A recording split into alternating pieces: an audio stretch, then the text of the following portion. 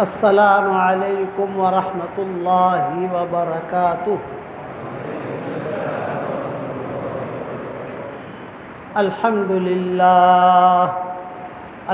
للہ نحمده ونستعینه ونستغفره ونؤمن به ونتوکل علیہ ونعوذ باللہ من شرور انفسنا ومن سیئات اعمالنا ونعوذ باللہ من شرور انفسنا ومن سیئات اعمالنا ونعوذ باللہ من شرور انفسنا ومن سیئات اعمالنا من يهده الله فلا مضل له ومن يضلله فلا هادي له ونشهد أن لا إله إلا الله وحده لا شريك له ونشهد أن سيدنا ومولانا محمدا عبده ورسوله صلى الله عليه وعلى آله وأصحابه وبارك وسلم تسليما كثيرا كثيرا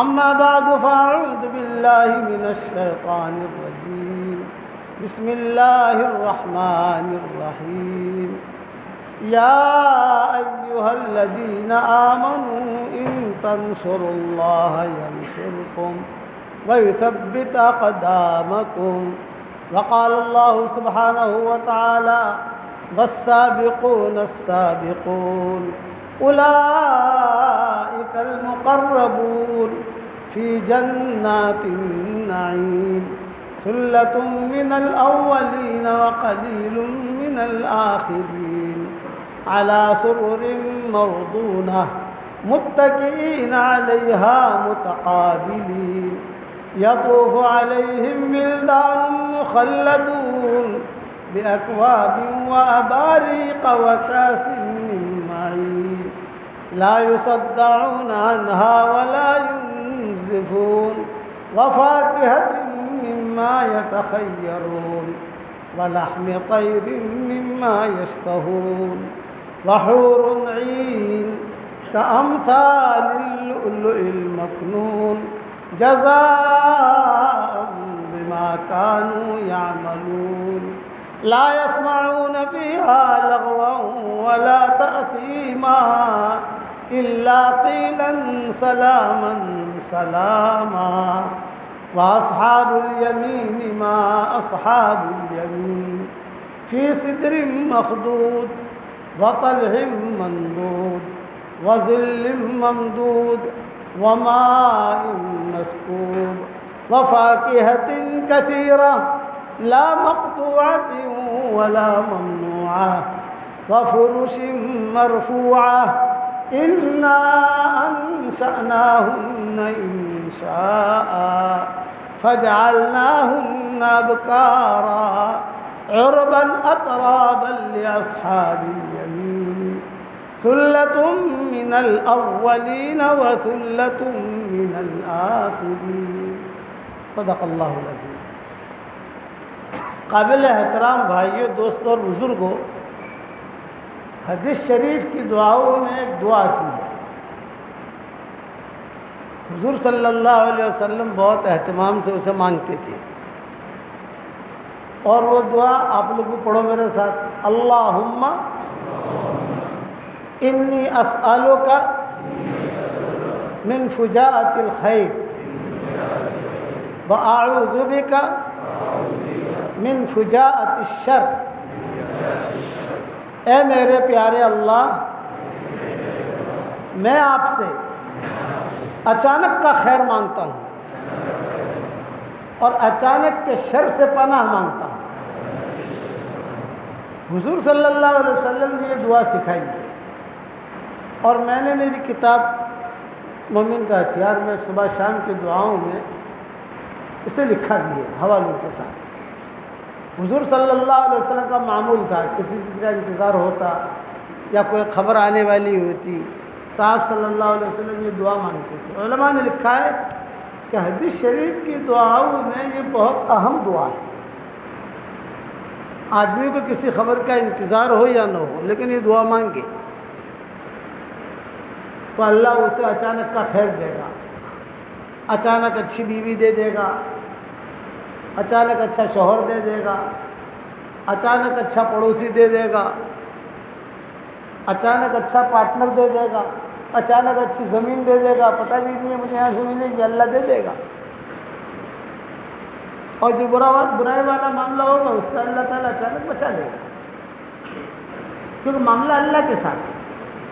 ये याद रखना, जो मामला अल्लाह के साथ किया जाता है तो अल्लाह के साथ मामला करने वाला मर्द या मामला करने वाली औरत कभी भी नामुराद नहीं होते, चाहे उसे दिखाई दे या न दे। कि अल्लाह के साथ मामला किया, अल्लाह मैं मेरा मामला तुझे सौंपता हूँ, मैं तो निकल रहा हूँ घर से, मुझे पता नहीं है क्या, अल्लाह तू मेरा उंगली पकड़ के चला ही। अल्लाह ताला उसे बढ़ाता है, उसको अचानक की खैर देता है। आपके यहाँ बापू थे, घेड़ा बाबा कहते थे। जिस वक्त में सुल्लमुल उलूम की बुनियाद शुरू में डाली गई थी, शुरू में, तो ये हमारे निज़ामुद्दीन आते रहते थे। अब निज़ामुद्दीन में तो सारी दुनिया के लोग आते थे, सारी दुनिया के लोग वहाँ आते थे। तो ये आए और हमारे वालिद साहब से कहा, मौल साहब एक प्राइवेट बात करनी से तुम्हारी थी। बापू घेड़ा बाबा, मैं अब्बा के साथ रहता था, अपनी थैली पकड़ना, खिदमत करना, मस्जिद में लाना ले जाना। तो अब्बा ने कहा कि आओ घेड़ा बाबा, अब हमारे अब्बा भी घेड़ा बाबा ही कहते थे। घेड़ा बाबा बहुत अच्छे आदमी थे, ये उनकी रूहानियत है, उनकी कुर्बानी है, ये इदारा चल रहा है और इतना दूर इदारा चल रहा है, और अच्छे अच्छे उलमा, अच्छे अच्छे हाफिज़, अच्छे अच्छे लोग तलबा पैदा हो रहे हैं यहाँ से, माशाअल्लाह। तो कमरे में बैठे तो मुझे कहा, उठ हड़ोवाश हड़ोवाश हड़ोवाश। अब हम समझे हड़ोवाश क्या होती है, हम इतनी यानी हम तो बच्चे थे उनके सामने, हड़ोवाश। मैंने मेरे बाबा से, अब्बा से कहा कि भाई क्या कहते हैं, दरवाज़ा बंद कर कुंडी लगा ले। अच्छा अच्छा।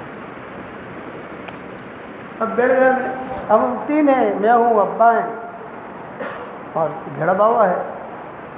तो घेड़ा बाबा ने कहा कि मौलाना मुझे अपने हाथ पर बैत कर लो।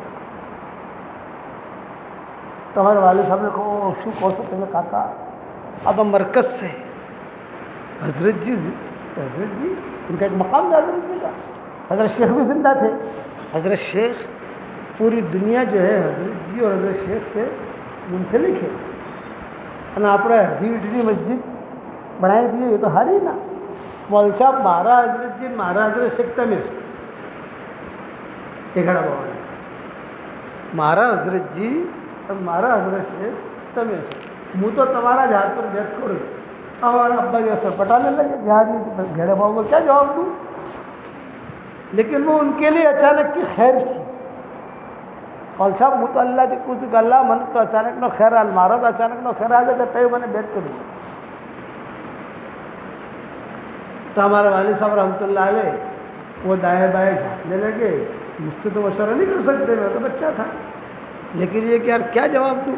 तो घेड़ा बाबा ने कहा, मौल साहब વધારે સોચવાનું નથી, તમે મને હા પાયા ના આપણે હું બેટ થયા વગર હોય તો નેરું નહીં, पीछे पड़ गए।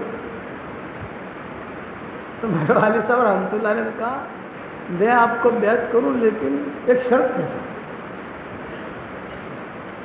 इसलिए अब तो ये राज रहा नहीं, अब तो कई इस किस्से में बहुत दिन हो गए, यहाँ आया तो मुझे किस्सा याद आया, हज़रत जी का इंतकाल हो गया। वरना उस वक्त अगर पता चलता कि मरकज़ में मौलाना उमर साहब पालमपुरी रहमतुल्लाह अलैह ने पालमपुरी को भेज दिया तो फितने दरवाज़ा खुल जाता। अब तो सारा मामला ही बदल गया ना, वे दो टुकड़े भी हो गए, अब सारे मरकज़ अलग हो गए, सबके ख्याल भी अलग हो गए, सब अपने अपने तरीके को चलने लगे। लेकिन अब क्या, अब ये राज कहने में हर्ज नहीं है। बोला कई मरतबा है मैंने कभी ये राज कहा नहीं है। तो मेरे वालिद साहब रहमतुल्लाह अलैह ने कहा, घेड़ा बाबा तमनु बैत तो करूँ पर एक शर्त ना थी। हाँ बोलो मौल साहब। بالکل ہماری گجراتی زبان میں بات ہو رہی ہے دونوں کی۔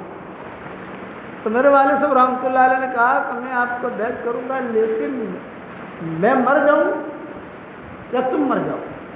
ظاہر بات ہے کون پہلے مرتا ہے، آپ پہلے مرتے ہو یا میں پہلے مرتا ہوں، یہ تو نہیں کہہ سکتے۔ پہلے ہمارے مرنے کے بعد یہ بات کھلے، اس لیے کہ ہمارا دعوت کا کام اتنا اجتماعیت والا ہے، اس وقت میں تھا اجتماعیت والا اتنا ہے، اور ہم ہمارے مرکز سے اتنے جڑے ہوئے ہیں اور ہمارے حضرت جی سے اتنے جڑے ہوئے ہیں کہ ذرہ برابر کوئی بھی اتنی چیز بھی ہم نہیں چاہتے کہ انتشار ہو۔ حالانکہ ساری دنیا میرا بیان شروع کی ابا نے کہا، روزانہ فجر کا بیان میرا ہوتا ہے۔ 35 سال تک ہمارے والد صاحب رحمۃ اللہ علیہ نے فجر کا بیان کیا ہے نظام الدین میں، 35 سال۔ مجموع میں بیان کرنا تو آسان ہے، لیکن فجر بعد وہاں بیان کرنا، 100 آدمی بیٹھے ہوں اور خوب گرمی ہو، بڑا مجاہدہ۔ تو میں ابا سے کہتا تھا کہ ابا یہ تو بڑا مجاہدہ ہے۔ بولے بیٹا اسی مجاہدے کے اندر خیر چھپی ہوئی ہے، یہ ابا کہتے ہیں اسی مجاہدے میں خیر چھپی ہوئی۔ تو والد صاحب رحمۃ اللہ علیہ نے کہا کہ میں بات باہر نہیں جانی چاہیے۔ تو گڑا بابا نے کیا کہا، مول صاحب مارا باڑھ بھی تو نہیں جائے، مارا تو پیٹ کو جی آپ قبر میں لے جو تمہارا چھوکروں نے مت کہجو، کیونکہ جو لڑکے ہو چھوڑیے نہیں مت کہجو، جمائے نہیں مت کہجو، کوئی نے کیا مانگا نہیں چھوڑو کیونکہ مارا تو انہوں اللہ جی مارا تو بیت تھا اور جی پڑھ کرائے دی بیت تمہارا شیخ پڑھ کرائے دی کہنا مارا تمہارا تو تھا کہ مدرسہ جیسے تمہارا سے۔ ہمارے والد صاحب کی بہت توجہ تھی اس مدرسے کی طرف۔ ہمارے والد صاحب رحمۃ اللہ علیہ سلم العلوم ہمارے بھائی بھی یہاں پڑھے، ابا نے بھیجا ان کو، اور جب بھی کوئی آئے اس علاقے سے تو ابا پوچھتے تھے کہ سلم العلوم کا کیا حال ہے، کتنے طلباء ہیں، یعنی ہر وقت پوچھتے رہتے تھے۔ مکہ مدینہ میں کوئی ملے تو بھی سلم العلوم پوچھتے تھے۔ بعد میں رتن پور پیدا ہوا، بعد میں دوسرے مدرسے پیدا ہوئے، لیکن یہ ان کی قربانی تھی۔ تو والد صاحب رحمۃ اللہ علیہ نے کو بیعت کیا اور بیعت کر کے کہا کہ میں نے آپ کو بیعت بھی کر دیا اور میں نے آپ کو خلافت بھی دے دی۔ بیعت کرنا الگ چیز ہوتی ہے، خلافت دینا الگ چیز ہوتی ہے۔ میں نے آپ کو بیعت بھی کر دیا، میں نے آپ کو خلافت بھی دے دی، اور خلافت کیا، سنت کو زندہ کرو، سنتوں کو پھیلاؤ، مدرسہ اچھی طریقے سے پھیلاؤ۔ تو گھیڑا بابا نے خود نے اپنے پیسے اس میں لگائے، یہ ہمیں معلوم ہے۔ کوئی زمین کا ٹکڑا ہوگا، کوئی جیسے زمینیں ہوتی ہیں آپ لوگوں کی، وہ بیچ باچ کر انہوں نے جو ہے اپنا ایک چمن آباد کیا۔ اس لیے آپ لوگوں پر ضروری ہے کہ گھیڑا بابا کے لیے بھی، پھر ان کے داماد مولوی شریف جو ان کا انتقال آتے تھے وہاں بمبئی میں سب جگہ ملتے تھے، مکہ مدینہ میں ملاقات ہوتی تھی ان کی، تو ان لوگوں کے لیے مغفرت کی دعا کرنی چاہیے۔ یہ بڑے لوگ گزرے ہیں، اور اللہ تعالیٰ سے اچانک کا خیر مانگو گے تو اللہ تعالیٰ اچانک کا خیر دے گا، اس میں کوئی شک نہیں۔ حضرت خدیجہ رضی اللہ تعالیٰ عنہ جوان تھی، تو انہیں شوہر کی ضرورت تھی۔ اب بڑی عورت کسی سے کہہ نہیں سکتے تھی، مانگے تو آتے تھے، مانگے بہت آتے تھے مکہ سے کہ بھی رئیسہ ہے، خوبصورت ہے، صحت مند ہے، مال والی ہے، اور شوہر کی ضرورت بھی ہے، بچے بھی ہیں، ان کے بچے بھی تھے خدیجہ کے۔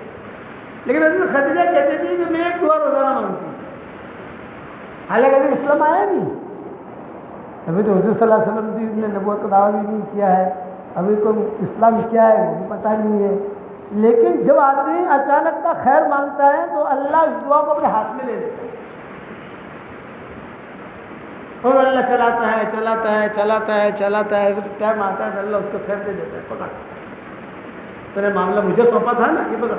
اسی لیے آدمی اپنا ہر معاملہ اللہ کو سونپے، افوض امری الی اللہ، میرا معاملہ میں اللہ کو سونپتا ہوں۔ تو خدیجہ یہ کہتی تھی کہ زمانے جاہلیت میں جب شرک تھا، اسلام تو آیا ہی نہیں تھا، میں جو ہے بہت اہتمام سے یہ پتہ تھا کہ بیت اللہ پر دعا قبول ہوتی ہے۔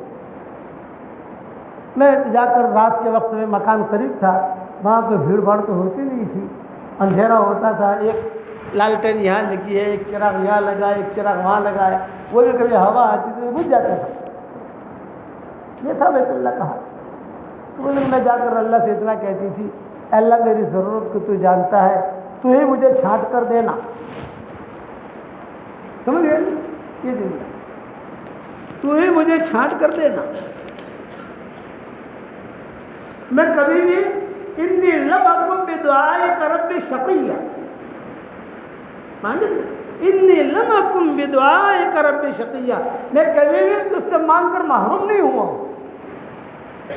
میں نے تجھ سے مانگا ہے، تنہائی میں میرا تیرا معاملہ ہوا ہے، میں کبھی محروم نہیں ہوا ہوں، مجھے دیا ہے تو. اذ نادى ربہ ندان خفیہ، ندان خفیہ کہتے ہیں دل والی دعا، چپکے چپکے چپکے چپکے، کسی کو پتہ نہ چلے، صرف اللہ جانتا ہو. وہ دعا جلدی قبول ہوتی ہے. اور مجمع کے سامنے دعا، اس میں تو ریاکاری کا بھی خطرہ ہوتا ہے. کبھی ریاکاری، لوگ اچھا کہیں گے، ارے ٹھیک ہے ہم دعا کریں گے، اور آدمی دل میں دعا مانگے، کوئی جانتا نہیں ہے کچھ نہیں، اللہ سے کہہ رہا ہے اللہ اللہ. اس لیے آپ حضرات کو میں سبق سکھا رہا ہوں، روزانہ اللہ سے اچانک کا خیر مانگو، نمبر 1. نمبر 2، چپکے چپکے مانگو، چپکے چپکے. وضو کر کے آ رہے ہو تو چپکے چپکے دل میں اللہ سے بات کر لی، نماز کے بعد اللہ سے بات کر لی، رات کو نیند نہیں آ رہی ہے، چپکے چپکے دعا مانگ لی. اللہ تو سنتا ہے نا، انہ سمیع قریب مجیب، سنتا بھی ہے، قریب بھی ہے، دینے والا بھی. سنے قریب ہے اور دیوے نہیں تو سیڑھ صاحب ہے، سن رہے ہیں سامنے بیٹھے ہیں اور نہیں دے رہے تو اللہ کا دین ایسا نہیں ہو. انہ سمیع قریب مجیب، دیتا بھی ہے. تو خدیجہ یہ کہتی تھی کہ میں بس کہ اللہ میرا معاملہ تجھے سونپتا ہوں. اب مکہ والے رشتہ بھیجتے تھے، حضرت خدیجہ کو پتہ نہیں ہے اسلام کیا ہے، کچھ پتہ نہیں. تو کتابوں میں لکھا ہے کہ جب حضور صلی اللہ علیہ وسلم، حضور صلی اللہ علیہ وسلم کے بارے میں تو خدیجہ زیادہ جانتی نہیں کہ کوئی لڑکا ہے بہت اچھا ہے، بہت خوبصورت ہے، یہ ہے، کچھ نہیں. بس وہ اپنی دنیا میں، حضور صلی اللہ علیہ وسلم اپنی دنیا میں.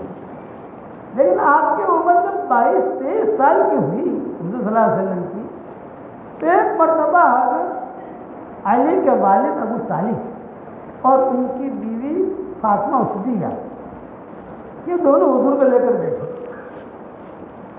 آپ کی عمر 22-23 سال کی ہوگی اور گھر میں غربت تھی. تو یہ کہا کہ محمد اب بڑھاپے نے گھر میں ڈیرا ڈال دیا ہے، اور یہ تیری چچی جو ہے فاطمہ اسدیہ، یہ بھی بڑھاپے میں ہے، بچے بھی ہمارے چھوٹے چھوٹے ہیں، گھر میں غربت ہے، اور تیرا بھی جو حال ہے، تیرا بھی سارا خرچہ ہے. لیکن ابو طالب کی تحویل میں آئے تھے حضور صلی اللہ علیہ وسلم. تو اب ہم یہ کہتے ہیں کوئی دھندا بندہ کرو، کچھ کاروبار کرو تاکہ گھر خرچ نکلے. تو آپ نے معصومیت کے ساتھ جواب دیا کہ دھندا کرنا مجھے آتا نہیں ہے، میں کیا دھندا کروں. فرمایا دھندا کرنے کا آسان طریقہ یہ ہے کہ وہ خدیجہ کی مجلس لگتی ہے، بس میں لگتا ہے، بس میں لگتی تھی باہر درخت کے نیچے. لوگ آتے تھے، پیسوں کی تھیلیاں ہوتی تھی، سب سے ایگریمنٹ ہوتا تھا، کسی کو 100 دینار، کسی کو 50 دینار، کسی کو 500 دینار، کسی کو اشرفیہ، کسی کو دے دیا جاتا تھا. اور دے کر وہ کاروبار کے لیے جاتا تھا، کاروبار کرتا تھا، جو نفع ہوتا تھا وہ نفع جو ہے وہ آپس میں تقسیم کر لیتے تھے، جیسے خدیجہ کا معمول تھا. تو حضور فرماتے تھے ٹھیک ہے مجھے رستہ دکھاؤ. جب اچانک کا خیر، یہ میرا جملہ یاد رکھنا کہ آدمی اپنا معاملہ کبھی اللہ کو سونپتا ہے تو کبھی بھی نامراد نہیں ہوتا. میرے والد صاحب رحمۃ اللہ علیہ، اللہ ان کی قبر کو روشن کرے، اور ہمارے گھیڑ بابا اللہ ان کی قبر کو بھی روشن کرے. تو ہمارے ابا کہتے تھے کہ اگر اللہ کو ہم نے پکڑ لیا تو سمجھ لو ساری دنیا ہمارے ہاتھ میں آ گئی، اور اگر اللہ کو چھوڑ دیا تو ساری دنیا چھوڑ گئی. وہ دعا کرتے تھے. یہاں حضور صلی اللہ علیہ وسلم کو کچھ پتہ نہیں، وہاں سے خدیجہ کو کچھ پتہ نہیں، 22 سال کی عمر ہے، 23 سال کی عمر ہے. تو ابو طالب نے کہا کہ دیکھو وہ جو لائن لگی ہے نا، وہ لائن لگتی ہے جیسے امریکہ کے ویزے کی لائن لگتی ہے، لگتا ہے امریکہ کے ویزے کی لائن، اور یہ انگلینڈ کے ویزے کی لائن لگتی ہے. مجھے تو امریکہ والا ویزا ایسا دیتا ہے، بلا کے دیتا ہے، مجھے نہیں پڑتی. میرے ساتھ اللہ کا معاملہ ایسا ہے. میں بنگلہ دیش استعفا میں گیا ہوا اور گھر والوں نے مجھے فون پر کہا کہ ابھی امریکن ایمبیسی سے فون آیا تھا. ارے بھی امریکن ایمبیسی سے کیوں فون آیا تھا؟ مجھے یہ تو ہمیں پتہ نہیں. لیکن کوئی خاتون بات کر رہی تھی محمد یونس محمد عمر کہاں ہے، پر امریکن ایمبیسی سے بول رہی ہے. میں نے کہا انگلش میں بولتی تھی کہ اردو نے اردو انگلش انگریزی اپنی سمجھ میں آئے. میری بیوی نے کہا انگریزی اپنی سمجھ میں آئے، اردو بولتی تھی. تو کوئی بھیجے بیٹھی ہے شہید کی آنی ہے، کوئی دھیان نہیں دیا. دوسرے دن پھر فون آیا. میں گھبرایا. میں نے کہا یار میں بنگلہ دیش اجتماع میں ہوں. ارے فون کیا تھا، ہمارے ایک شبیر بھائی تھے وہاں معلوم مارکیٹ والے بندے میں، اللہ ان کے قبر کو منور کرے نور سے، اچھے آدمی تھے، پڑھے لکھے تھے. میں نے ان کو فون کیا. میں نے کہا بھائی دیکھو یہ امریکن ایمبیسی سے فون آ رہے ہیں، تمہارے تعلقات امریکن ایمبیسی میں ہیں، ان کو پوچھو کہ ہمیں کیوں فون کر رہے ہیں، کیا کام ہے. تو گئے وہاں، ان کے تعلقات تھے. جب گئے تو انہوں نے کہا کہ بھائی آپ کون ہیں؟ ان کے محمد یونس محمد عمر کے. بولے میں ان کا دوست ہوں، کام کا سنبھالتا ہوں. وہ کہاں ہے محمد یونس محمد عمر کے؟ وہ تو بنگلہ دیش میں ہے. یہاں کب آئیں گے؟ یوں کہا بھائی یہ تو ہو سکتا ہے 15 دن میں آویں، ہفتے میں آویں، جماعت میں گئے ہوئے ہیں کہ جب بھی آنا تو ان کو لے کے آنا. جب لے کے کیوں آنا، کیا کام ہے؟ تو وہ آفیسر تھی، کوئی لیڈی تھی گوری تھی. اس نے کہا کہ ہم چاہتے ہیں ان کو امریکہ کا 10 سال کا ویزا دیں، ملٹیپل. امریکہ کا 10 سال کا ویزا 20 لاکھ میں بھی نہیں ملتا، 15 لاکھ میں بھی نہیں ملتا، 25 لاکھ میں بھی نہیں ملتا. اچھا وہ سمجھ گیا. وہ شکیل بھائی جو اس نے فون کر کے مجھے کہا، اس زمانے میں واٹس تھے نہیں، فون کر کے کہا تو مول صاحب وہ تو آپ کو امریکہ کا ویزا دینا چاہتے ہیں. ان کو کیا جانا ہمیں نہیں چاہیے. ارے مولانا نہیں یہ تو لے لینا چاہیے، وہاں اجتماعات ہوتے ہیں، یہ ہوتا ہے جانا. میں نے کہا ہمیں نہیں چاہیے، منع کر دو. پھر ان کو فون آیا کہ نہیں وہ آپ کو یاد کر رہے ہیں، جانا پڑے گا آپ کو. ان کا پندی سے بلا دیں گے آپ. اچھا بھی جائیں گے. تو راستے میں چلتے چلتے شبیر بھائی سے میں نے کہا شبیر بھائی اگر میں نے ویزا لیا تو کچھ خرچہ ہوگا تو فری میں ملے گا. مولانا بہت تھوڑا خرچہ آپ کے لیے. میں نے کہا تھوڑا بھی کتنا؟ 5000 روپیہ. اے بھائی ٹیکسی واپس کر پائے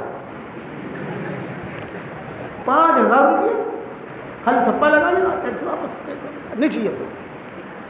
ارے مولانا 5000 روپیہ میں دے دوں گا، یہ ویزا لے لو آپ. اچھا چلو آپ دو میں دو. ہمارے خاص لوگوں میں تھے وہ شبیر بھائی، اچھے. ان کے بیٹے ہمارے ساتھ آج کل بہت یعنی آنا جانا، لندن منتقل ہو گئے سارے کے سارے یہ حالات کی وجہ سے. گئے وہاں جا کر جو ہے انہوں نے ہمیں 10 سال کا ویزا دیا، بہت عزت کے ساتھ اٹھایا. تو میں نے پوچھا، میں نے کہا بھائی ہم کو آپ نے ویزا کیوں دیا؟ تو انہوں نے کہا آپ کے سارے بیانات یوٹیوب پر ہم نے سنے،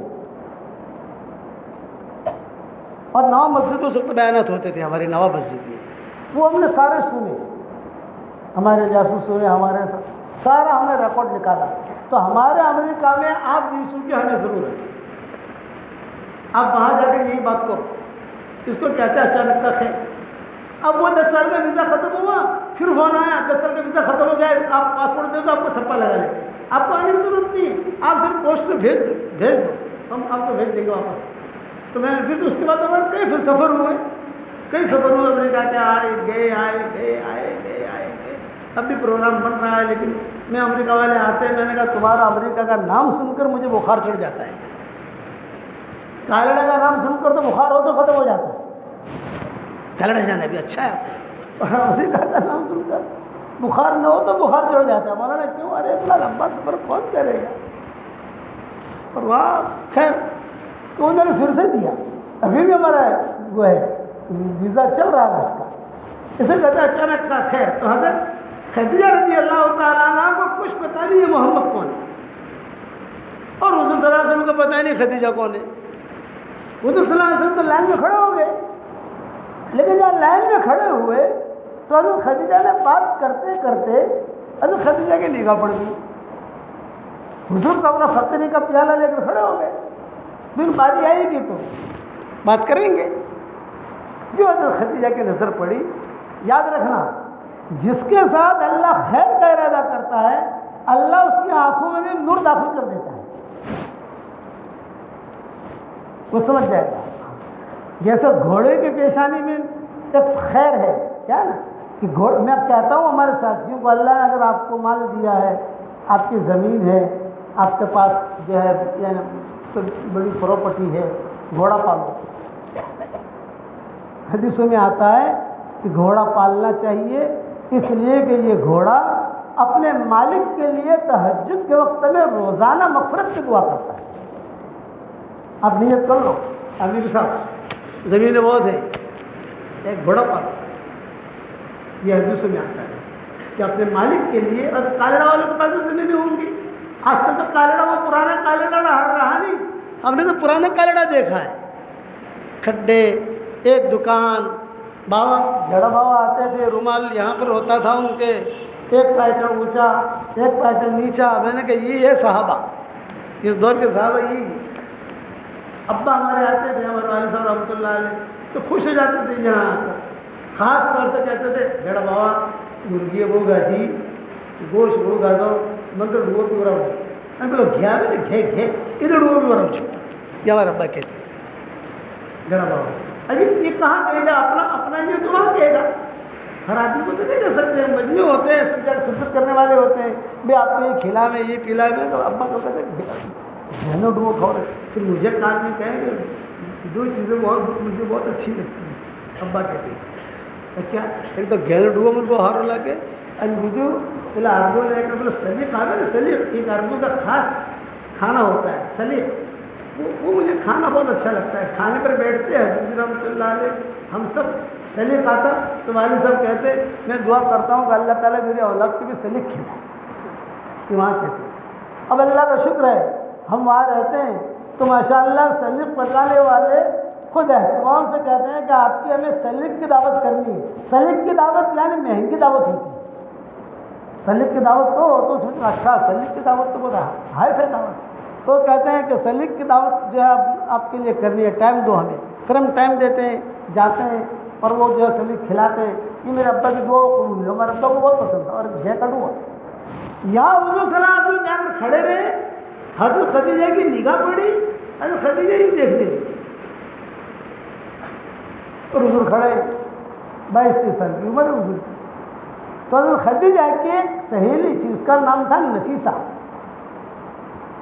پرائیویٹ سیکرٹری، اس کو بلایا، نفیسہ وہ جو لڑکا کھڑا ہے اس کا ذرا بیڈ ڈیٹا نکال کون ہے یہ دیکھو۔ حالانکہ نہ حضرت خدیجہ پہچانتی ہے نہ حضور پہچانتی ہے، کوئی جانتا نہیں ہے، لیکن یہ خیر چل رہی ہے۔ دعا مانگے تھے نا خدیجہ نے کہ اللہ میں میرا معاملہ تجھے سونپتی ہوں، جو اچھے میں اچھا ہو مجھے دینا۔ اچانک کا خیر، تو حضور صلی اللہ علیہ وسلم یہ دعا مانگتے تھے، حدیثوں میں آتا ہے۔ سارے حوالے میں میری کتابوں میں لکھ چکا ہوں، اب تو حوالہ یاد رہے گی لیکن کتابوں میں لکھ چکا ہوں، مومن کے ہتھیار میں، کہ اللہ اچانک کا خیر مجھے دے، اچانک کے شر سے میری حفاظت کر، تو جو بھی خیر ہوگا اللہ وہی کرائے گا، برا ہوگا اللہ بچا لے گا۔ اب آگے بڑھو، وہ نفیسہ جو ہے وہ آئی، نفیسہ نے جو ہے سب کو کھڑا کیا، لائن میں کھڑے تھے لوگ، حضور کی بھی لائن تھی، آخر میں حضور صلی اللہ علیہ وسلم تھے۔ تو اب نفیسہ نے جا کر نام پوچھا، حضور کو پچیس نام بتا دیا، محمد ابن عبداللہ۔ کہاں رہتے ہو؟ یہاں ابو طالب۔ ابو طالب معروف تھے، فاطمہ اسدیہ معروف تھی، یہ ان کی اہلیہ تھی، فاطمہ اسدیہ ابو طالب کی اہلیہ۔ یہ بہت سمجھدار عورت تھی، جب تک ابو طالب زندہ رہے تب تک فاطمہ اسدیہ نے اسلام قبول نہیں کی، لیکن حضور صلی اللہ علیہ وسلم کہتے تھے کہ مجھے اب فاطمہ اسدیہ سے اتنا پیار ملا ہے کہ عورتوں کا تذکرہ کرتے تھے نبوت ملنے کے بعد۔ ایک تو حضرت حلیمہ کا تذکرہ کرتے تھے، حضرت شیمہ کا تذکرہ کرتے تھے، فاطمہ اسدیہ کا تذکرہ کرتے تھے، ام ایمن کا تذکرہ کرتے تھے، ام ہانی کا تذکرہ کرتے تھے۔ ام ہانی تو ابو طالب کی بیٹی تھی، چچا سے بہن ہوئی حضور صلی اللہ علیہ وسلم کی، ان کا تذکرہ کرتے تھے حضور صلی اللہ علیہ وسلم، بہت تذکرہ کرتے تھے۔ تو اس میں فاطمہ اسدیہ کا سب سے زیادہ تذکرہ کرتے تھے، اور اپنا قصہ سناتے تھے کہ میرے دادا کا جب انتقال ہوا انی کنت ابن ثمانی، یاد کہتے تھے عبد المطلب کا جب انتقال ہوا تو میری عمر 8 سال کی تھی۔ عبد المطلب کا جب جنازہ اٹھایا حرم شریف سے تو میں بھی پیچھے پیچھے روتا ہوا چل رہا تھا، یہ مجھے یاد ہے۔ 8 سال کی عمر کا تو بچے کو یاد رہتا ہے کہ نبی کا حفظہ طور کبھی ہوتا ہے۔ اور پھر عبد المطلب نے اپنے انتقال سے پہلے سب بچوں کو جمع کیا تھا، بھائی میں دنیا سے جا رہا ہوں، میرے بیٹے میرے محمد کا کون خیال کرے گا؟ سب چچاؤں نے کہا ہم۔ عبد المطلب نے کہا یہ نہیں، ایک بولو، ایک۔ ابو طالب نے کہا میں، کہا ہاتھ میں ہاتھ دے دیا، بس ابھی تیری تحویل میں۔ میرے والد صاحب رحمۃ اللہ علیہ جو کبھی قصے بیان کرتے مرکز میں، ایک مرتبہ بہت جوش میں تھے اور جوش میں آ کر مجھے کہا کہ یونس میں نے سارا حساب کتاب لگا لیا ہے کہ حضور صلی اللہ علیہ وسلم کی خدمت ابو طالب نے 42 سال تک کی۔ 42 سال کا 42 سال کا یعنی اتنا عرصہ، کم عرصہ نہیں ہے، 42 سال تک ابو طالب نے حضور کی خدمت کی، اتنی خدمت کی۔ یہ ہدایت مقدر بھی نہیں تھی اور یہ کسی نے خدمت نہیں کی۔ یہ بلال ہے، یہ باپ دور دور سے آئے، سلمان فارسی یہ دور دور سے آئے اور منٹوں میں لے کے چلے گئے اور بڑے بن گئے، جنتی بن گئے۔ جو خیر سب اللہ کی طرف سے چلتی ہے، ابا کہتے تھے۔ خدیجہ کا کوئی تعلق حضور سے نہیں تھا، لیکن حضور کی نکاح میں آ گئی۔ وہ نفیسہ کو کام سونپا تو نفیسہ جو ہے وہ گئی، جا کر جو ہے فوراً خبر لائی اور کان میں آ کر کہا شریف ابن شریف، اتنا جملہ کہا، شریف ابن شریف، اور شریف ہے لڑکا اور شریف کا بیٹا ہے اور ابو طالب کی نہ رہتا ہے، بہت اچھا۔ اب جب خیر چل رہی ہے، اب حضور کی باری ہے، حضور صلی اللہ علیہ وسلم کو بٹھایا، ابھی کیوں آئے ہو؟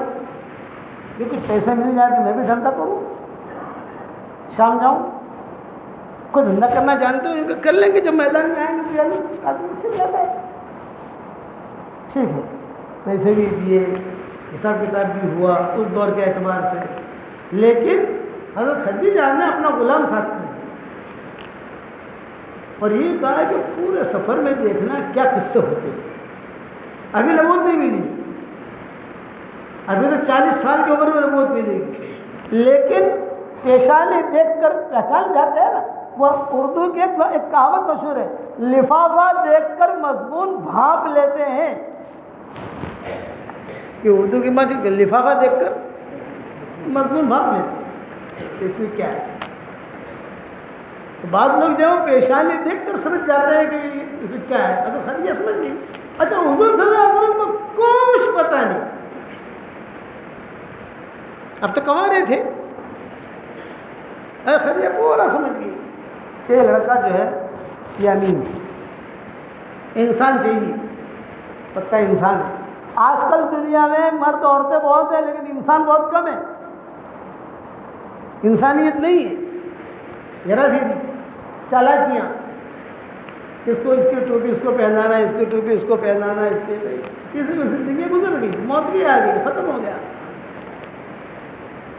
جب حضور صلی اللہ علیہ وسلم، خدیجہ نے غلام سے کہا کہ پورا رپورٹ لا کر مجھے دینا، تو بہت اچھا حساب کتاب رکھا حضور صلی اللہ علیہ وسلم کے پاس۔ اب حضور صلی اللہ علیہ وسلم گئے، جب وہاں گئے تو ظاہر بات ہے کہ قیام بھی کیا، سودا بھی کیا، بات بھی ہوئی، کسی کی لڑائی ہوئی، اس کے ساتھ جو غلام تھا بھاؤ تاؤ کے اندر کسی میں وہ بہت لڑنے لگا۔ آستین آدمی کو غصہ آتا ہے، کیا کرتا ہے؟ آستین اوپر کرتا ہے، یہ شروع سے چلا رہا ہے، یہ خالی کالڑا میں آدمی نہیں ہوتا، شروع سے چلا رہا ہے آستین۔ وہ جو ہے جب نہ گھونچ اڑانے لگا تو حضور نے کہا کہ لڑائی مت کر، تیرا حساب کتاب ہے میں دے دوں گا، جب حساب کریں گے تو میرے پیسے میں سے کاٹ لیں، لڑائی مت کر۔ کسی جگہ حضور صلی اللہ علیہ وسلم ٹھہرے تو سارے یہود آئے، انہوں نے کہا یہ لڑکا کون ہے؟ ہمارا مکہ کا لڑکا ہے۔ تو اچھا کبھی آپ نے بھائی تم لوگ کیوں آئے؟ بولے ہماری کتابوں میں لکھا ہے کہ جو نبی ہونے والا نبی ہے، جو نبی ہوگا وہی اس درخت کے نیچے آ کر ٹھہرے گا، اور یہ لڑکا آ کر ٹھہرا تب ہمیں یقین ہو گیا کہ یہ نبی ہونے والا ہے۔ اس طرح سے ہوئے۔ اب سفر کر کے جب واپس آئے تو حضرت خدیجہ ان کی سہیلیاں، بڑی عورت تھی، وہ دیکھ رہی تھی اوپر سے کہ دیکھو محمد آ رہے ہیں، وہ غلام بھی آ رہا ہے، آپ صلی اللہ علیہ وسلم جہاں جہاں سے گزرتے تو وہاں پہ جو درخت ہے حضور کی طرف یہ جھکتے، سلام کرتے، سایہ کرتے۔ حضرت خدیجہ نے کہا جگہ محمد کی شان کیسی ہے، دیکھ اب یہ درخت ہے بالکل کھڑا ہے، ابھی جب قریب سے گزرے گا درخت جھک جائے گا، اور وہ درخت جو قریب آتے درخت نہیں جھک جاتا، دو درخت ہوتے ایک یہاں ایک یہاں ہے تو دونوں مل کر یوں سایہ کرتے، کچھ درخت ساتھ چلتے، یہ سارا منظر دیکھا حضرت خدیجہ نے۔ تو حضرت خدیجہ کہتی تھی میں سمجھ گئی میری دعا قبول ہو گئی۔ مکہ والے تو تھے یہ لوگ، اب روایت کتابوں میں لکھا ہے، تاریخ کی کتابوں میں، کہ حضور صلی اللہ علیہ وسلم نے حساب دیا، ایک تو حساب راس المال کا، موڑی وہ پوٹلی الگ، باقی نفع میں حضور بھی پارٹنر تھے، وہ غلام بھی پارٹنر تھا، حضرت خدیجہ بھی پارٹنر تھی، یہ 3 پوٹلیاں ہو گئی، 4 ہو گئی، ایک موڑی بھی ہو گئی اور 3 لوگوں کی ہو گئی، اور ایک چھوٹی سی پوٹلی تھی لڑائی والی، وہ لڑائی کر کے لڑائی کرتا تھا تو حضور نے کہا تھا تو تیری لڑائی کا پیسہ میں تجھ کو دے دوں گا، تو لڑ مت ان سے، تیرا جو بنتا ہے حضور نے وہ حساب بھی کر رکھا تھا، اس کا نام ہی رکھا لڑائی والی پوٹلی، نہیں اس کی۔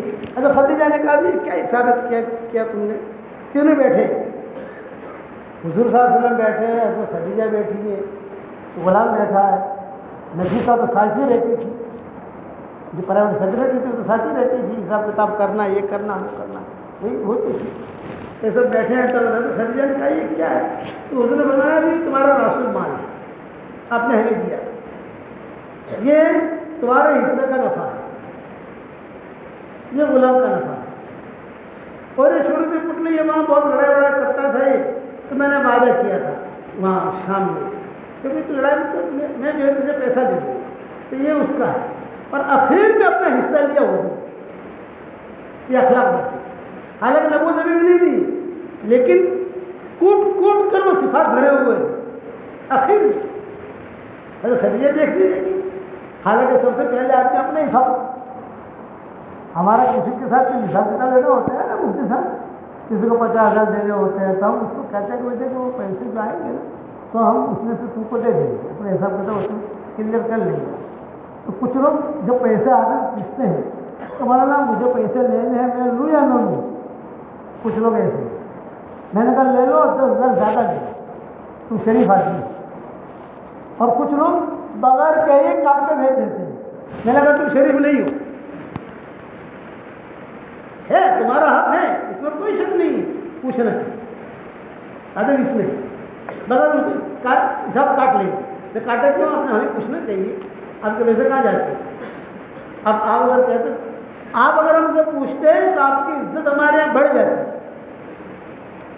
دیکھو اس نے پوچھا، جب تک وہ یار میں نے کہا نہیں تب تک اپنا پیسہ نہیں کاٹا اس نے، تو اس کی عزت بڑھ گئی ہمارے دل کے اندر، پیسہ کہیں جانے والا نہیں۔ تو یہاں حضور صلی اللہ علیہ وسلم نے سب سے آخر میں اپنا کہا بھی یہ میرا ہے، اگر آپ کہو تو میں لے لوں۔ حضرت خدیجہ بہت متاثر ہوئی، فرمایا کہ نہیں ٹھیک ہے، غلام کو بھی دے دیا، اس کا لڑائی والا حصہ بھی دے دیا اور سب کچھ کر دیا، پھر نفیسہ کو کہہ دیا کہ چلی جا بھلا، اچانک کا خیر، یہ جملہ یاد رکھنا کیا لڑا والوں، اچانک کا خیر اللہ سے مانگ گیا ہے تو کہیں نہ کہیں سے دے گا اللہ تعالیٰ۔ نفیسہ چلی گئی، بھیج دیا، وہ غلام کو بھیج دیا، آرام کر بھائی۔ اب گھر میں کون رہا، حضور صلی اللہ علیہ وسلم اور خدیجہ۔ حضرت خدیجہ نے جو ہے سب بات چیت کی، یہ کیا، حضرت خدیجہ نے کہا کہ دیکھو محمد، یہ میرے حصے کا جو نفع ہے یہ بھی تم لے لو، اپنا جو حصہ تھا پارٹنرشپ کا وہ حضور کو دے دیا۔ حضور بہت خوش ہو گئے، گھر میں کرتی ہے وہاں سے چچا چچی یہ بہت پریشان ہیں، خوش ہو جائیں گے سب، بچے بھی چھوٹے چھوٹے ہیں۔ حضور بہت خوش ہو گئے، چمکنے لگا چہرہ، فطری چیز ہے۔ پھر جو ہے باتیں کرتے کرتے حضرت خدیجہ نے اپنا راس المال جو تھا وہ بھی دی، موڑی تو اچھی خاصی تھی، پوٹلی بڑی ہو گئی نا، اور خوش ہو گئے۔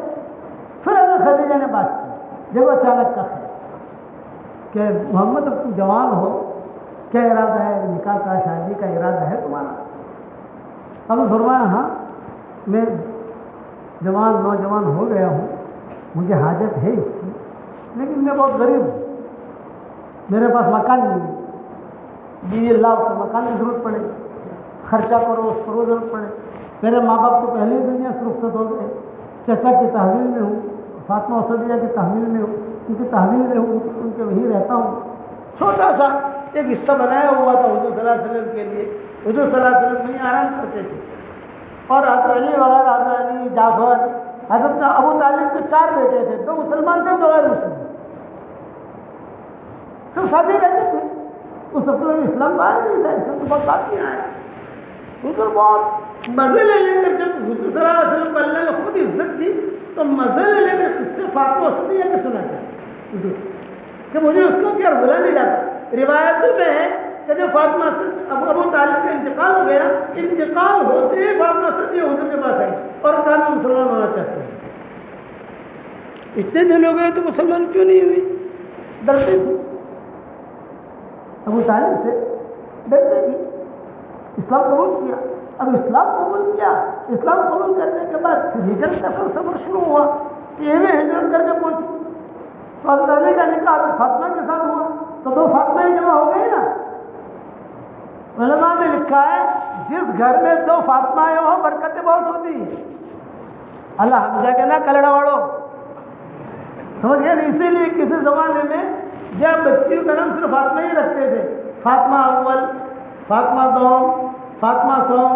ہمارے مولانا مفتی زین العابدین رحمۃ اللہ علیہ تھے، ہمارے پاکستان کی شورا کے لوگوں میں تھے، بڑے لوگوں میں تھے، ہمارے والد صاحب کے خاص لوگوں میں شورا کے آدمی تھے۔ تو ان کے جتنے بچے مولانا یوسف رحمۃ اللہ علیہ سے پتا ہو، تو جتنے ان کے لڑکے پیدا ہو سب کا نام یوسف رکھتے تھے۔ پہلا لڑکا پیدا ہوا یوسف اول، دوسرا لڑکا پیدا ہوا یوسف دوم، تیسرا لڑکا پیدا ہوا یوسف ثالث، پھر 14 لڑکا پیدا ہوا یوسف رابع، سب کا نام یوسف۔ تو ہمارے حضرت جی نے پوچھا سب کا نام یوسف کیوں رکھتے ہو مفتی جی؟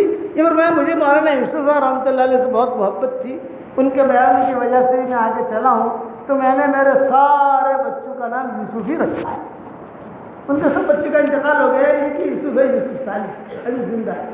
ہم تھے ہمیں مکہ مکرمہ میں، تو بھی وہاں آئے ہوئے تھے، مدینہ مکہ مکرمہ میں ملاقات ہوئی استاد عبدالغفار کے یہاں، پروگرام تھا ہمارا، تو پہلے ہی کرتے تھے۔ تو یہاں بھی تو فاطمہ ہی ہے نا، فاطمہ اسدیہ اور حضرت فاطمہ، تو حضور صلی اللہ علیہ وسلم کبھی کبھی حضرت فاطمہ سے کہتے یار نہیں فاطمہ آج تو جو ہے فاطمہ اسدیہ کے کمرے میں رات گزاروں گا۔ ابا کیوں؟ دیکھو پرانی باتیں، پرانی یادیں، 42 سال سے رہے ہیں نا وہاں، پرانی باتوں کا تذکرہ کریں گے۔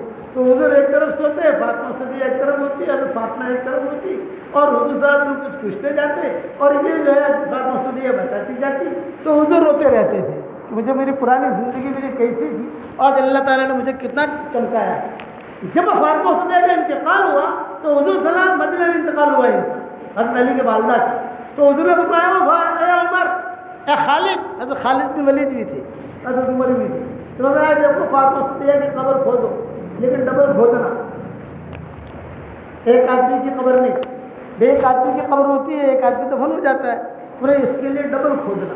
کسی کی ہمت نہیں ہوئی، کیوں پوچھ رہے ہیں؟ جب حضور کہہ رہے ہیں بقیع میں فاطمہ اسدیہ کے لیے قبر کھودنا اور ڈبل کھودنا، 2 آدمی سو سکے ایسے قبر کھودنا حکم تھا۔ 22 صحابیہ ہے جس کے لیے حضور نے یہ حکم دیا۔ آپ اسد الغابہ وغیرہ آپ لوگوں کے پاس ہوگی یا تفسیر ابن کثیر ہوگی، تو ترجمے میں جانا فاطمہ اسدیہ، اس کے ترجمے میں جاؤ گے کس سے ملیں گے آپ، ڈبل قبر کھدوائی ہوئی۔ اور پھر جب غسل دینے کا وقت آیا، یہ ہوا تو فاطمہ نے کہا کہ ابو جی اب جو ہے غسل دینے کا کفن، بولے کفن جو ہے نا میرے کپڑے میں دینا، حضور نے اپنا کپڑا دیا فاطمہ اسدیہ کو، اور قبر بھی ڈبل کھدوائی۔ جب جنازہ تیار ہو کر آ گیا، بقیع میں سارے صحابہ جمع ہو گئے، حضور صلی اللہ علیہ وسلم نے تشریف لائے، حضور نے پوچھا بھیا قبر کہاں کھودی ہے؟ حضور میں اگر یہ کھودی ہے 2 آدمی کی کھودی ہے، ہاں 2 آدمی کی، ذرا دکھاؤ، دکھا تو فاطمہ اسدیہ کا جنازہ کہاں ہے؟ یہ رکھا ہوا تھا یہ فرمایا داخل کرو اس کو۔ بغلی قبر تھی اندر کے حصے میں، اور اس طرف بھی اس طرف بھی اس طرح بھی بغل اس طرح بغل بیچ میں جگہ خالی جو حضور نے ان کے لیے بنوائی. جب ان کو داخل کیا تو حضور نے صحابہ سے کہا بھائی مجھے بھی لٹا دو. ابھی تو انوکھی بات ہو گئی. بڑا مجمع ہے بقی میں ایک آدمی تو دفن نہیں ہو رہا ہے. بھائی بقی میں جب یہ مجمع ہے یہ حضرت علی کی والدہ ہے, حضرت علی بھی زندہ ہے اور ان کی والدہ ہے, حضرت علی کا بھی تو مقام ہے نا. اور حضور صلی اللہ علیہ وسلم کی جب خدمت کی ہے اس عورت نے 42 سال تک تو مجمع کتنا آیا ہوگا؟ چپکے سے معاملہ ہوگا نہیں. اسی لیے تاریخ کی کتابوں میں مورخین اپنے اپنے اعتبار سے اپنے اپنے سندوں سے اس اہتمام کے ساتھ لکھتے ہیں کہ واحد عورت ہے جس کے لیے ڈبل کھدوائی ہوئی اور اپنا کپڑا دیا. پھر حضور کا حکم تھا بھائی دفن کرو, کہ ان کو داخل کیا, پھر مجھے بھی داخل کرو. حضور صلی اللہ علیہ وسلم بھی سو گئے, دعا مانگتے رہے سارے صحابہ جی کو. پھر جب حضور فارغ ہو گئے تو حضور صلی اللہ علیہ وسلم کے صحابہ سے ہاتھ کیوں کیا, لو مجھے باہر نکالا. باہر نکلنے کے لیے تو کسی کے سہارے کی ضرورت پڑتی ہے نا, ہاتھ نکالا. صحابہ نے نکالا, پھر جو ہے ان کو دفن کیا. تو پھر بعد میں صحابہ نے پوچھا حضرت یہ انوکھی چیز تو ہم نے کہیں دیکھی نہیں. کئی لوگوں کے انتقال ہوئے, کئی لوگ شہید ہوئے, کئی لوگوں کے معاملے ہوئے, لیکن آپ نے جو معاملہ کیا تو انہوں نے فرمایا اس عورت کا مجھ پر بہت احسان ہے. دودھ آتا تھا تو دودھ کبھی کبھی آتا تھا گھر میں, وہاں غربت تھی تو وہ دودھ سنبھال کر اوپر رکھ دیتی تھی. اور سب بچوں سے کہا ہوا تھا کہ کسی کو پینے کی اجازت نہیں ہے, محمد آئے گا محمد اکیلا پیے. یہ میں دیکھتا رہتا تھا. حالانکہ بچے علی بھی ہے, جعفر بھی ہے, وہ بھی ہے, ہانی بھی ہے, بچیاں بھی ہیں, کسی کو اجازت نہیں. ابو طالب کبھی کہتے تھے بچوں کو نا میرا محمد کہنا, باقی میرا محمد کہنا, میرا اتنا. کپڑے ہوتے تھے, میرے کپڑے سب سے پہلے دھلتے تھے, سب کے کپڑے بعد میں, میرے محمد کے کپڑے نہیں دھلتے. حضور کہتے تھے میرے سر پر تیل مالش کرتی تھی اہتمام کے ساتھ. بچپن میں جو تربیت ہوتی ہے, مجھے میری ماں یاد نہیں ہے. ماں یاد آتی ہے نہ, مجھے میرا باپ یاد آیا نہ میری ماں یاد آئی. اور میں نے اس لیے کیا, میں نے میرا کپڑا اس لیے کفن میں دیا تاکہ اللہ تعالیٰ اسے جنت میں سندس کپڑا پہنے, اور میں اس لیے لے گا تاکہ قبر کا عذاب اسے نہ سکے. تو نبی جہاں لڑتا ہے وہ عذاب نہیں آتا. نبی جہاں چلا جاتا ہے تو وہ عذاب نہیں آتا, عذاب گھبراتا ہے کہ یہاں تو نبی سویا ہے یہاں, اور اس کے احسانات تھے, میں کچھ نہیں کر سکتا. یہ بات جب کر رہے ہیں تو حضرت علی بہت رو رہے ہیں, ماں ہے. اب وہ خیر چلی, وہ پوچھا حضرت خدیجہ نے تمہارا ارادہ ہے نکاح کرنے کا؟ تو آپ نے جواب دیا ہاں میرا ارادہ تو ہے, لیکن یہ کہ میرے پاس گھر نہیں ہے, بیوی کو کھلانے کے لیے پیسے نہیں ہیں. حضرت خدیجہ نے تو خود کہا کیا خیال ہے اگر میرے ساتھ تمہارا نکاح ہو جائے, یہ خیال. تو جب یہ بات کہی تو حضور صلی اللہ علیہ وسلم ایک دم سے جو ہے شرمندہ ہو گئے. کنوارا آدمی, کنواری لڑکی سرخ ہو گئے, سرخ کتاب میں لکھا, پسینہ آ گیا, آنکھوں میں تھوڑے سے آنسو بھی آ گئے. حضرت خدیجہ نے کہا بھی جواب دو. تو آپ نے جواب دیا, اور جواب بھی بہترین جواب. حالانکہ ہمیں نبوت نہیں ملی ہے, ہمیں تو 22-23 سال کی عمر ہے, لیکن جواب کیا دیا؟ جو کہا کہ جو بات آپ نے پیش کی ہے یہ تو رشتے کی ہے, اور رشتے والا معاملہ ایسا ہوتا ہے کہ جب تک میں جن کی تحویل میں ہوں, جن کے گھر پر ہوں, جب تک میں ان سے مشورہ نہ کر لوں, میں ان سے پوچھ نہ لوں, تب تک جو ہے میں جواب نہیں دے سکتا. حضرت خدیجہ نے کہا ہاں بات بالکل صحیح ہے, تم جا کے پوچھو. تو حضور صلی اللہ علیہ وسلم کہتے تھے کہ میرے لیے تو اچانک کی خیریں اتنی آ گئی, میرا پارٹنرشپ کا میرا حصہ بھی ملا, حضرت خدیجہ کا بھی ملا, اور وہ جو بوڑھی تھی وہ بھی ملی, اور ساتھ میں حضرت خدیجہ نے مانگا ڈالا, خود نے مانگا ڈالا, یہ خوشی ہوئی. اب میں جو یعنی کیا جا کے سناؤں گھر میں. باہر نکلا, آخر حضرت خدیجہ باہر چھوڑنے کے لیے آئی. اب میں باہر نکلا, جب باہر نکلا تو مجھے پتا نہیں گھر کا راستہ کہاں, بھول گیا. سمجھ آ رہی بات؟ گھر ہے یہاں, بھول جا رہے ہیں وہاں کہ محمد کہاں جا رہے ہیں, میرے گھر پر, تمہارا گھر تو اس طرف. ارے ہمارے مدینہ منورہ میں ہوتا ہے، وہ عربوں میں ہمارے بیانات ہوتے ہیں مدینہ منورہ میں، تو ہم کئی شرطوں کے ساتھ بیان کرتے ہیں. آپ کیا بیان کے لیے آئیں گے؟ کھانا نہیں کھائیں گے. اب عربوں کے یہاں کھانا نہ کھاؤ تو ان کی بہت بڑی وہ ہوتی ہے. تبھی ہمارا شیخ آیا کھانا تمہارے یہاں بہت دیر لگتی ہے یار، کھانا نہیں کھائیں گے. تو وہ کہیں گے نہیں شیخ کھانا تو پڑے گا. میں تو تمہارا نہیں کھائیں گے، ہمیں ٹفن میں دے دینا، ہم گھر جا کے کھائیں گے. تو تمہارا کھانا کھا لیا، سمجھ گئے نا، یا میں گھر پہنچا دیں. ایک بات کی. دوسرا بیان کے بعد ہم گاوا نہیں پئیں گے. وہ گاوا رکھتے ہیں، کھجورے رکھتے ہیں، نہیں گاوا وغیرہ ہم نہیں پئیں گے. آپ جو ہے آپ کی ذمہ داری صرف یہ ہے کہ آپ ہمیں حرم کو چھوڑو بس. حرم میں پھر حرم سے گھر آنا، وہ ہمارے دوسرے ساتھی ہیں، وہ ہمیں گھر لے آئیں گے. آپ کا کام اتنا ہے. تو کبھی کبھی کچھ عرب ہوتے ہیں جانا ہوتا ہے حرم اور لے جاتے ہو ہر پہاڑ کی طرف. تو میں نے کہا اے تمشی یا اخی آدھا جبل احد، او شیخ نسیت و نسیت و نسیت و نسیت. تم کو دیکھ کر میں راستہ بھی بھول گیا. آپ کہتے ہیں تو میں اتنی خوشیاں جمع ہو گئی تو میں کہاں ہے یہ کالے لوگ رہے ہیں وہاں. کافی مدت کے بعد واپس آئے.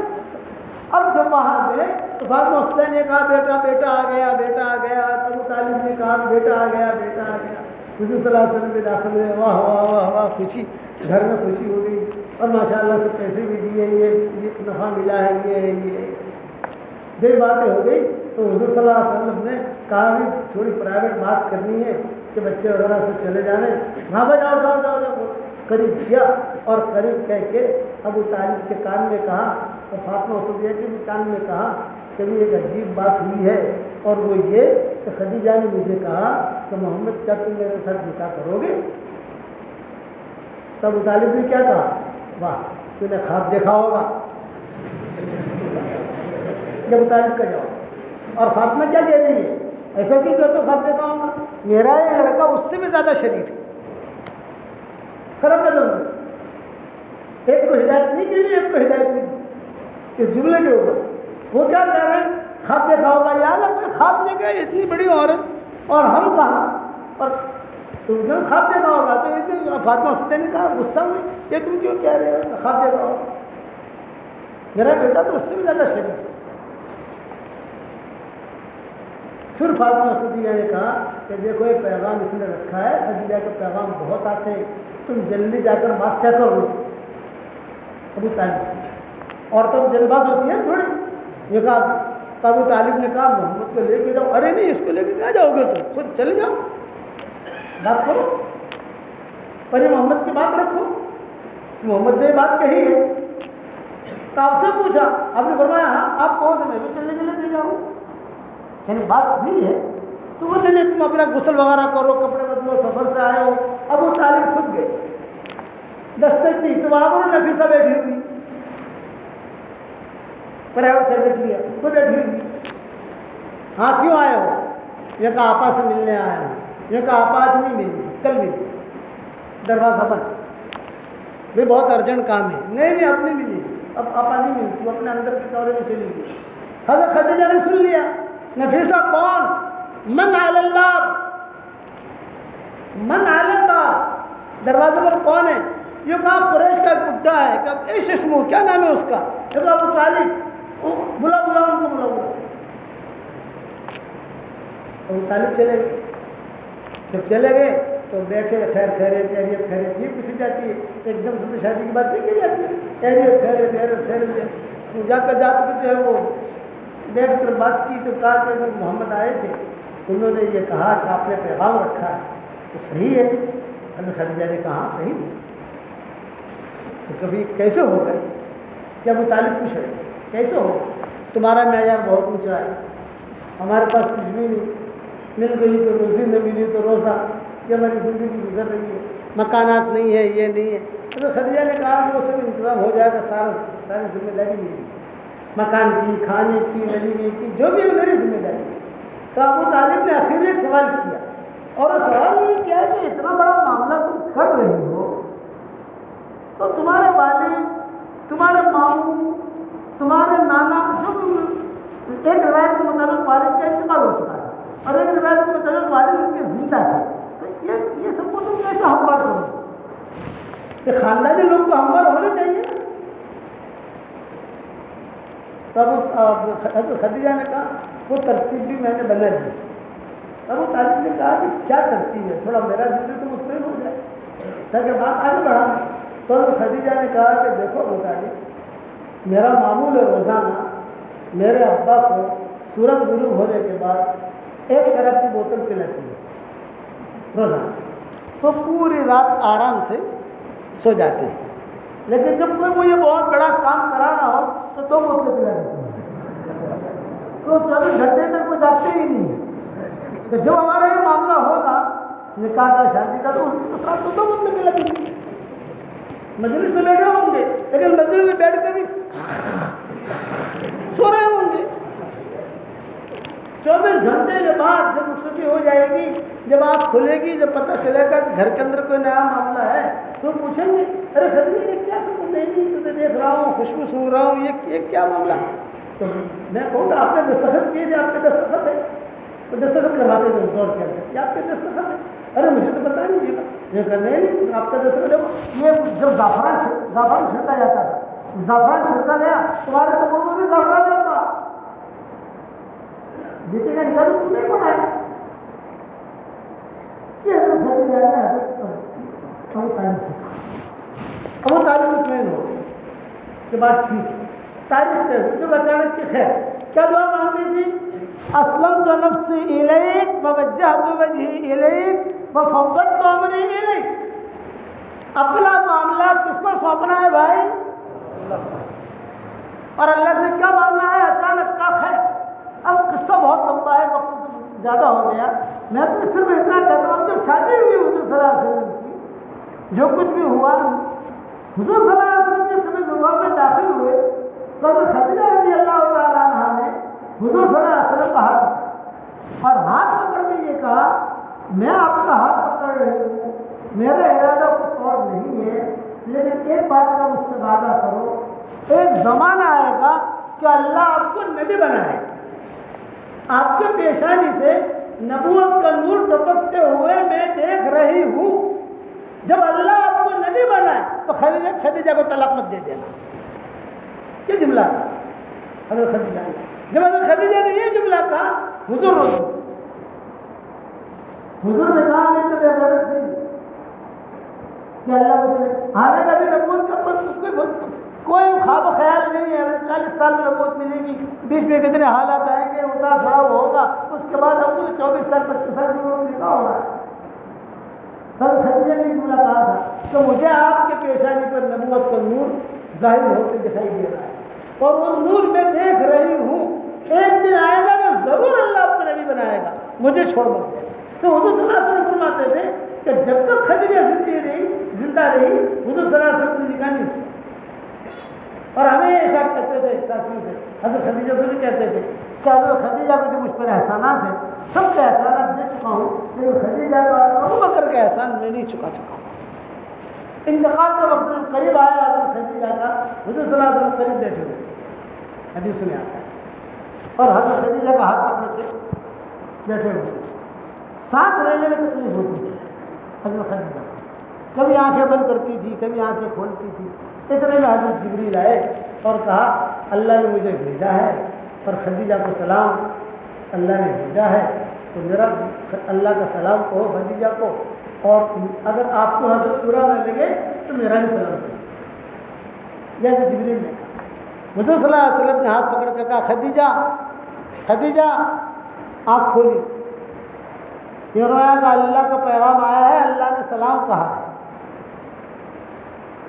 جب اللہ نے سلام کہا یہ بات ایک دم خوش ہو گئی، بیماری چلی گئی کہ اللہ کا سلام آیا. تو اللہ کا سلام کسی کافر کو تو نہیں آتا نا، کسی منافق کو تو سلام نہیں آتا.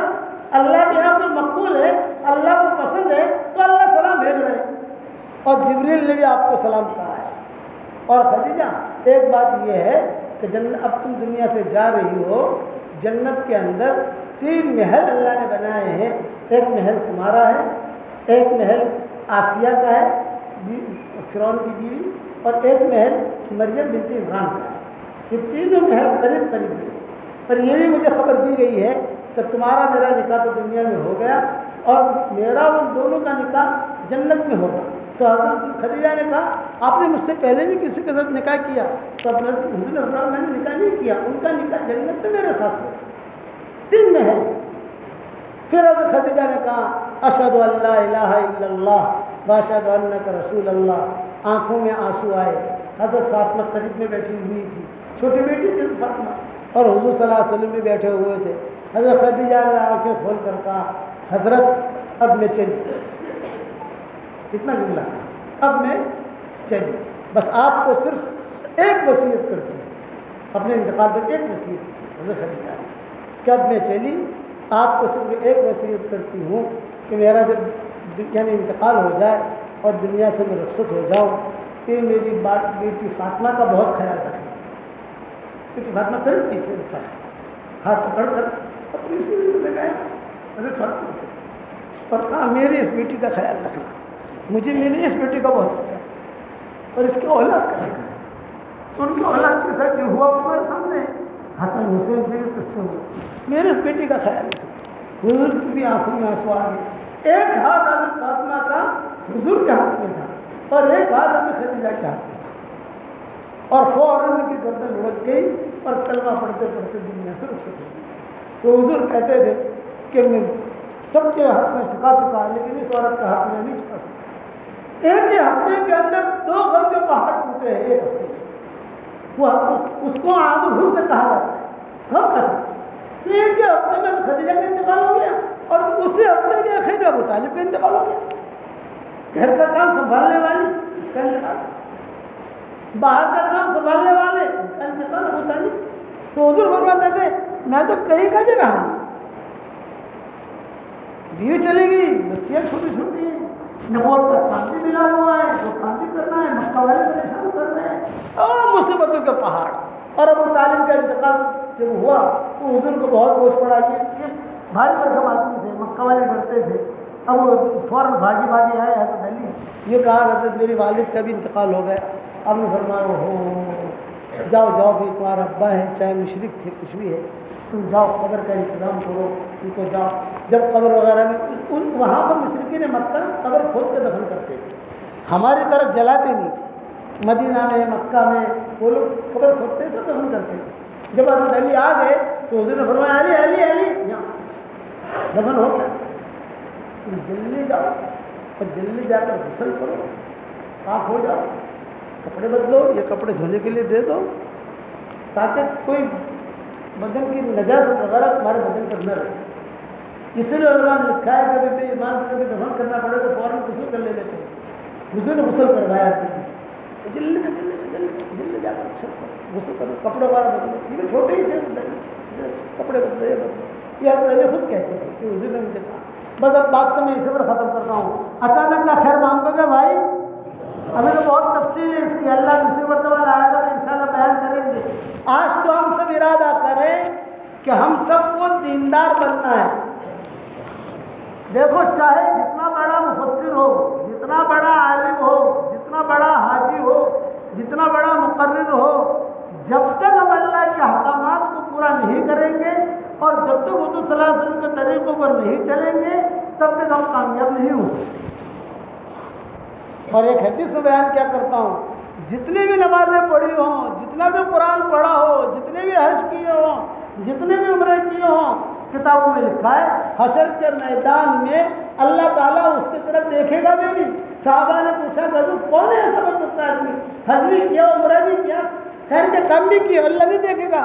بولے اس مرد کی طرف اللہ نہیں دیکھے گا، اس عورت کی طرف اللہ نہیں دیکھے گا کہ جس کی بد زبانی سے لوگ اس سے ملنا چھوڑ دیں، بد اخلاقی سے، بد زبانی سے۔ ایک علامت موجود 10 سال کا بڑا چھوڑ، آپ سمجھے کہ نہیں؟ علامت موجود اس کی بد زبانی سے کہ اللہ کہتے ہیں اپنی زبان کی حفاظت کرو، تو زبان کی بھی حفاظت کرو گے انشاءاللہ۔ اور ایک بات بتاؤں، حدیث شریف میں آتا ہے 10 مرتبہ سورہ اخلاص پڑھو تو جنت میں ایک محل تیار ہو جاتا ہے، 20 مرتبہ پڑھو 2 محل تیار، 30 مرتبہ پڑھو 3 محل تیار۔ تو آج کل میرے شاگردوں کو واٹس ایپ پر ہمارا سبق چلتا ہے الحمدللہ، تو جتنے بھی ہمارے شاگرد دنیا میں ہیں ان کو ہم مختصر سے وظیفہ دیتے ہیں، میں آپ کو بھی دیتا ہوں جتنا پڑھ سکو اتنا پڑھنا، نہ پڑھ سکو تو کوئی حرج نہیں ہے، پڑھنا مقدم ہے، ہمارا جو علم ہے یہ مقدم ہے۔ 313 مرتبہ سورہ اخلاص پڑھنے کی عادت ڈالو تو 31 بنگلے جنت میں انشاءاللہ تیار ہو جائیں گے، اور کوئی انکم ٹیکس والا آپ کو فون نہیں کرے گا۔ دنیا میں 2 بنگلے بنا لو تو انکم ٹیکس والا فون کرتے نہیں کرتے بھائی؟ 31 بنگلے جنت میں تیار کرو گے انشاءاللہ۔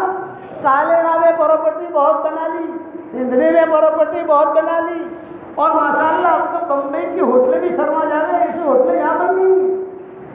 ہم نے آتے ہوئے نظر پڑی، ارے واہ کالیڑا، واہ بہت ترقی کری ماشاءاللہ۔ ہماری دعا ہے کہ اللہ اور برکت دے۔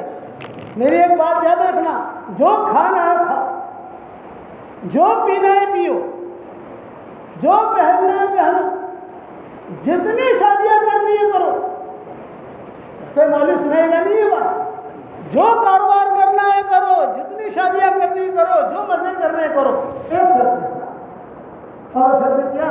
اللہ اور اس کا رسول ناراض نہیں، بس اتنی شرطیں ہیں، اس کے اوپر راضی کرتے شرط نہ کرو، ٹھیک ہے میرے بھائی؟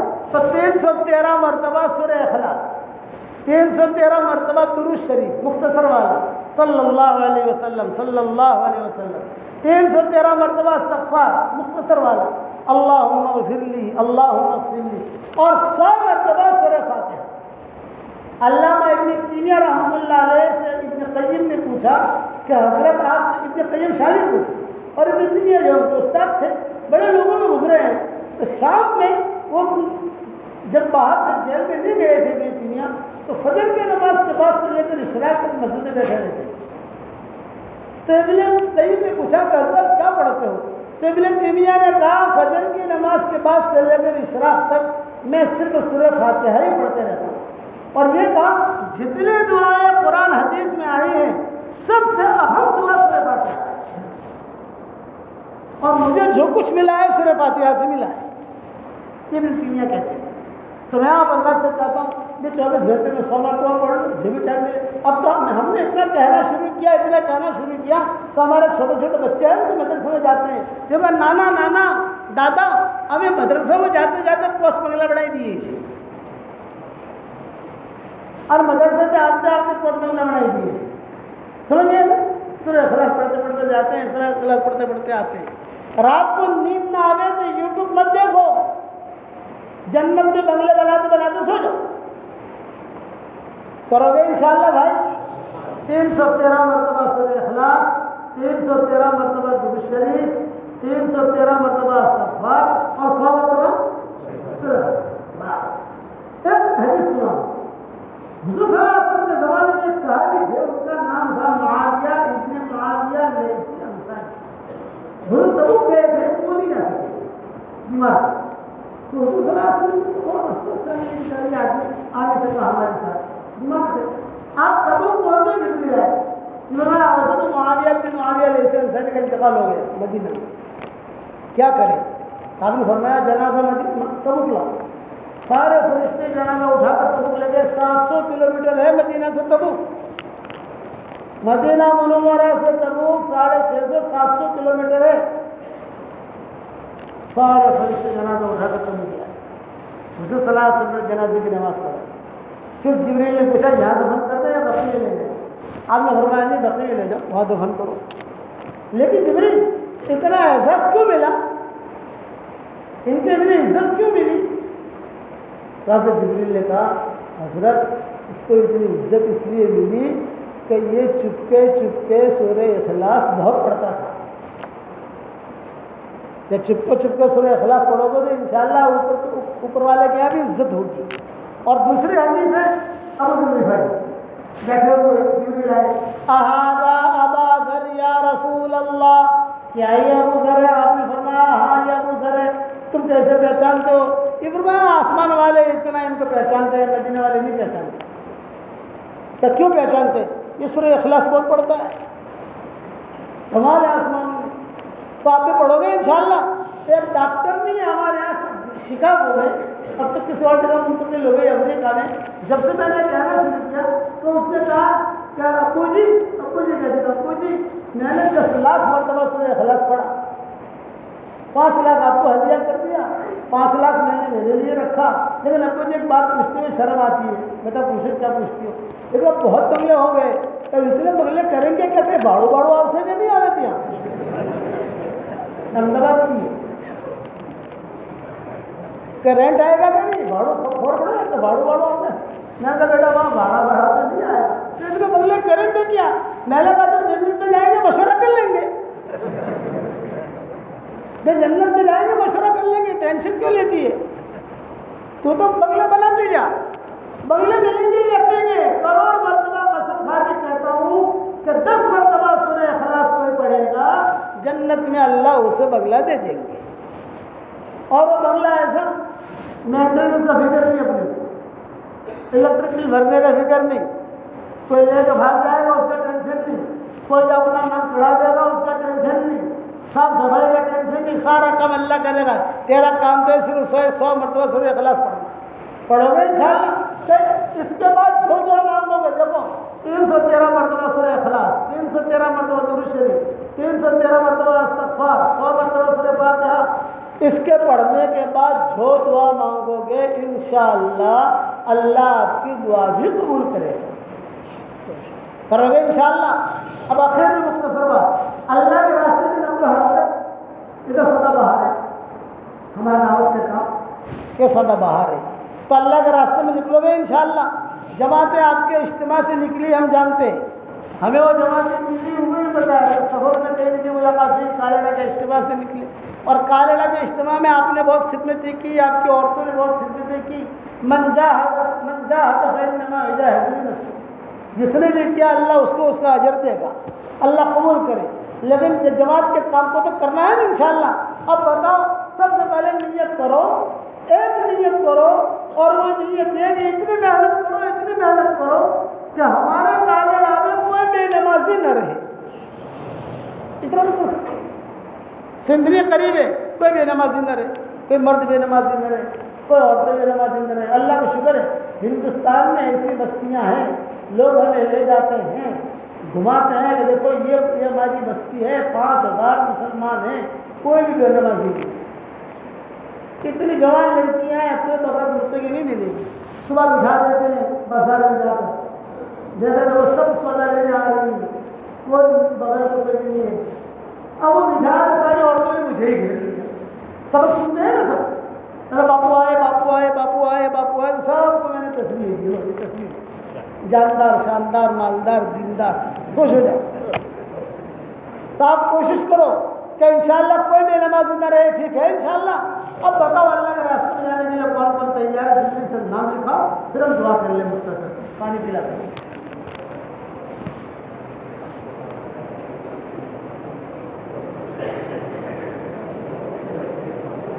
ہمارے طلبا جو ہیں جب فارغ ہو جائیں گے تو وہ بھی سال کی نیت کریں، ہمارے جو نوجوان ہیں وہ 3 چلوں کی نیت کریں، چلے کی نیت کرو، ہر جگہ گئے الحمدللہ نام لکھوائے، آپ بھی نام لکھواؤ بھائی۔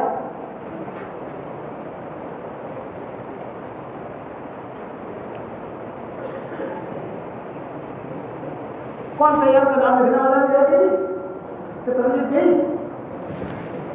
ارے میرے بھائی نام تو لکھاؤ یار۔ میرے والد صاحب رحمۃ اللہ علیہ فرماتے تھے کہ بیٹا یونس کہاں پر بھی جاؤ لیکن اپنا دھندا کرو، یہ ابا کہتے ہیں جہاں پر بھی جاؤ اپنا دھندا کرو۔ میں نے اپنا دھندا کیا تشکیل کرنی تو کبھی نکلے، تو آپ لوگ نکلو گے تو انشاءاللہ رہا تو کہو یار، اگر ابھی بھی تو خوشی ہو، نکلو گے تو انشاءاللہ۔ چلو اللہ قبول فرمائے انشاءاللہ۔